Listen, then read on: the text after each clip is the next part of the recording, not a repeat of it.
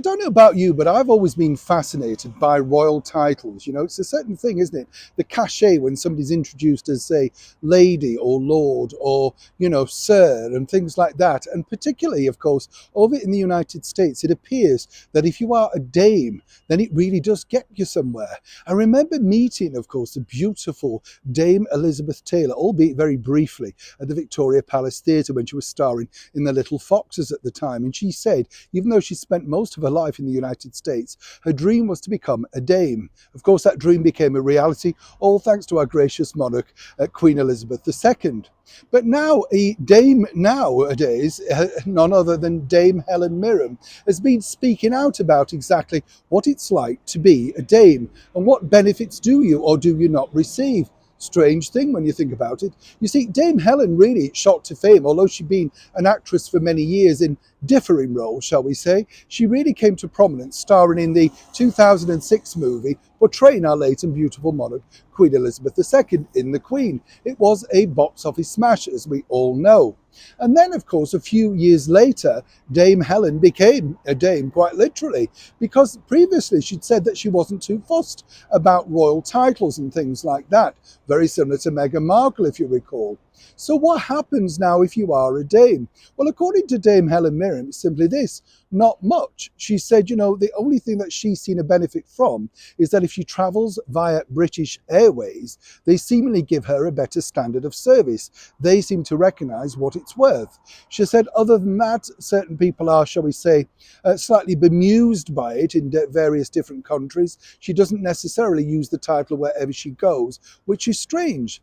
Another dame actress, Dame Joan Collins, very much likes to be called Dame Joan. I know this for a fact. She came to my studio for an interview and I just casually said, "Oh, Joan," and a voice from the back said, "It's Dame Joan, if you don't mind," which I thought was a bit of a telling off. So if you are planning on becoming something of a titled person, it really depends, doesn't it? Does it still actually resonate in this 21st century world? What does it get you? And when you have people like, say, Dame Joan Collins and Dame Helen Mirren having differences of opinion, hard to believe. One person who picked up a gong earlier this week, well, I think was very well deserved indeed, was none other than the Queen guitarist, Brian May, now Sir Brian May. Now, when you think about it, the Rock Band Queen, formulated way back in the early 70s via Kensington Market. I was lucky enough to meet the brilliant frontman, Freddie Mercury. What a guy he was. And sadly, we lost him way too young. But I'm sure if he'd have lived, he too would have become a Sir Freddie Mercury. Brian May told me that it was one of the most happiest moments of his life to receive such a brilliant honour. And of course, for many royal fans, Sir Brian will always be remembered as the man on top of Buckingham Palace, kick-starting those wonderful royal events, do we not?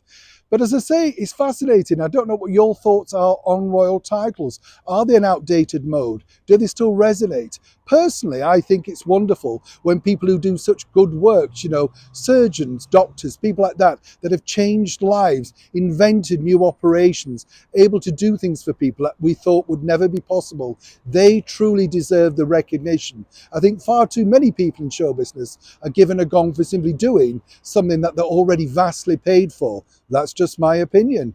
What's yours though? As ever, do let me know in the comments below. Neil Sean in the very heart of the United Kingdom.